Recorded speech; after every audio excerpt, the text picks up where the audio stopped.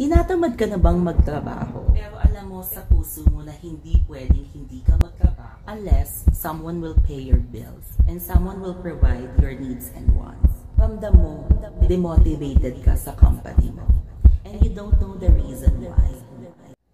Well, I am telling you right now, you are not alone. And in this video, I'm going to help you find the reasons why and what can you do about it.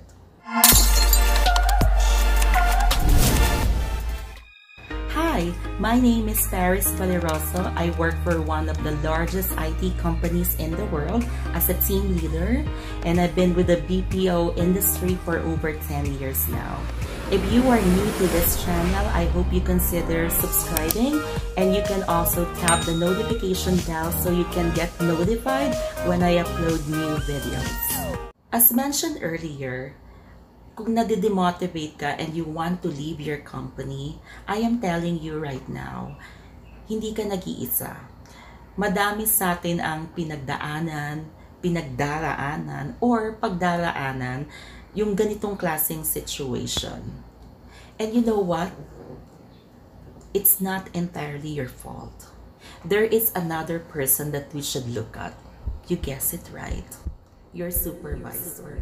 The person that you're calling boss, ma'am, madam, sir, manager, TL, soup. The person that you are expecting to add value to you is the same person that's making you want to leave the company. And the worst part, they don't know.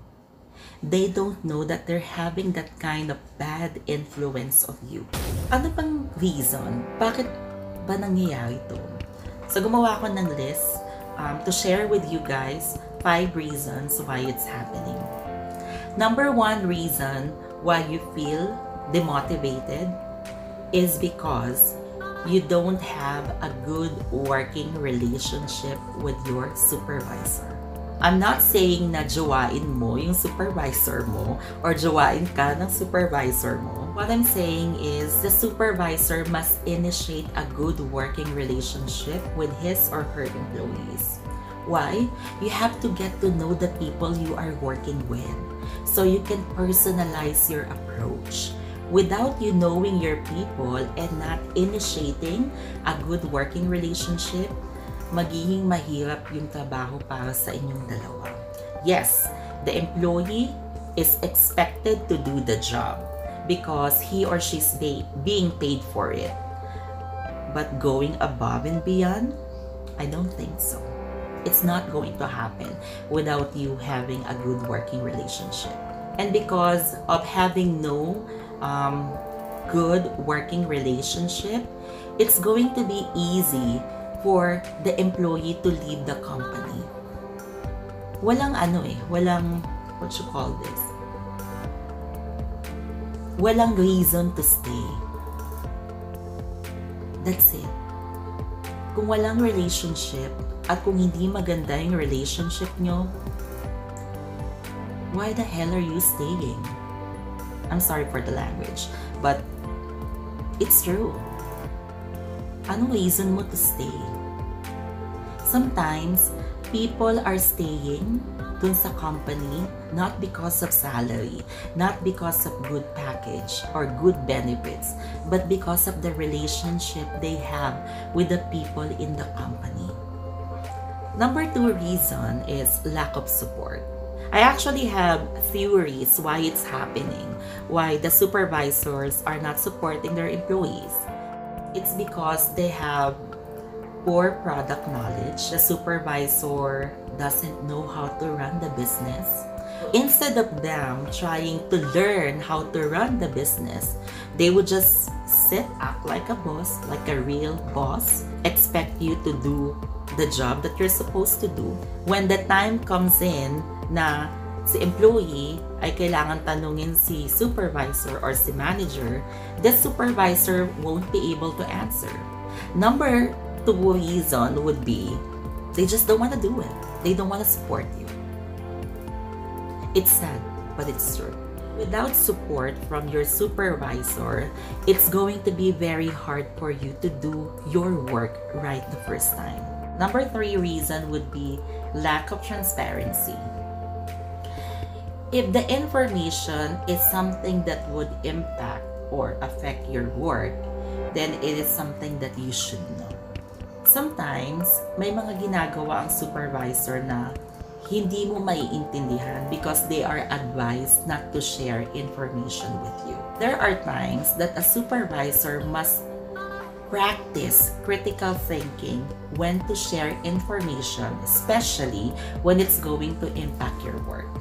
If you are part of a company, there must be some sort of involvement. If you are going to be asked to jump off the building, you need to know the reason why. The supervisor should not just expect you to jump off the building because you are being paid for it. I know it's a worse analogy, but you get my point. The supervisor should be able to explain why things are being done at work. Bakit siya ginagawa? Ano yung logic behind the task or behind the work? Without transparency, there is no sense of direction. Because you don't have a good working relationship with your supervisor, there is lack of support and transparency that will lead to no engagement. Meaning bagot, walang ganap, no added value. Yung level of passion mo or commitment mo to do your work above and beyond is just not there because walang engagement. There are no programs or there are no actions being done to make you feel passionate, to make you feel engaged, to make you feel committed to do your work. Hence, you want to leave because hindi siya masaya. Engagement doesn't only pertain to activities, outreach programs. Engagement is something more deep. And as a human being, we want to always feel passion. We always want to feel engagement. And we want to feel value.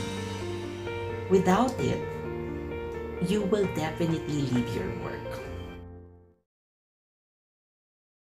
And we're down to our final reason. And most likely, this is the reason why you are feeling demotivated or why you want to leave your company. It's simply because your supervisor doesn't appreciate you, doesn't recognize your hard work. And it's the worst feeling an employee could feel. It's our number one need. To be recognized, to be appreciated, na meron tayong value. You know what? I don't understand why some supervisors are having difficulty recognizing and appreciating hard work. Hindi ba mas maganda na i-amplify yung good work, yung magandang added value ni employee by appreciating, by recognizing them, than bilangin kung ilan yun mali? Because that way, we are encouraging good work.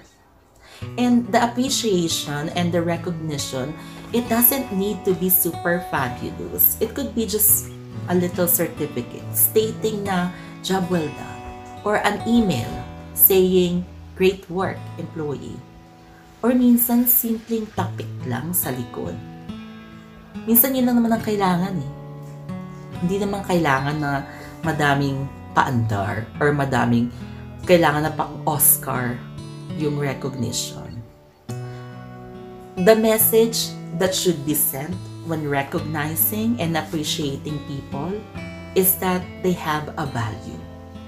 They are part of a greater cause, that they're doing something right. They're adding value to people. Without us validating that or without us telling it to them, we are pushing them away. And probably that's the reason why you want to leave your company or why you're feeling bad. And I'm sorry about it.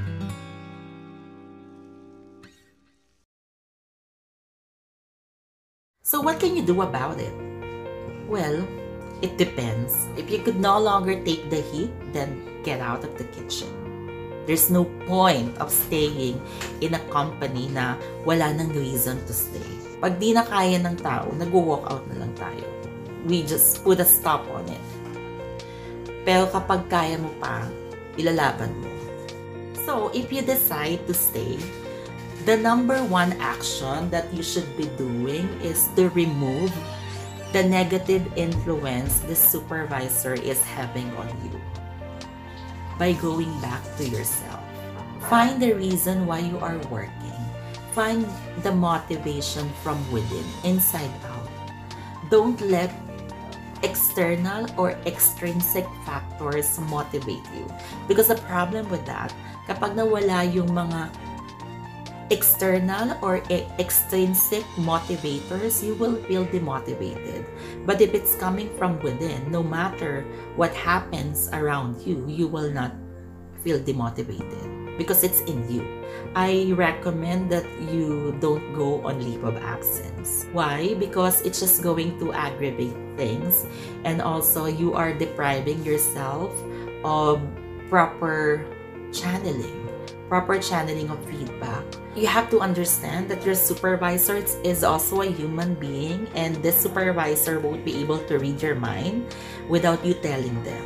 So set up a meeting, be honest, be genuine, share your feedback, but establish that you are sharing your feedback is because you want to make things right between you and your supervisor. When we share feedback though, it's important that we also provide recommendation. Otherwise, it's just, a ranting session, and that's not going to add value neither to you nor to your supervisor. In the event that you breach an agreement or consensus, then instead of you waiting for your supervisor to initiate good working relationship, why don't you initiate good working relationship with your supervisor? Walang talo doon. In the event that you're unable to resolve the issue, or after niyo mag-usap, nangyari siya ulit, by all means, you'll have all the rights in the world to properly escalate the situation, either to the boss of your manager, supervisor, or to your HR team. What's imperative here is you follow proper escalation. And lastly, don't let your emotions guide you through this situation. Why am I credible to share this with you?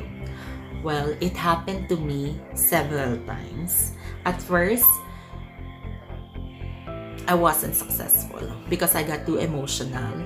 My supervisor really got into my nerves, so I just decided to leave the company and be done with it.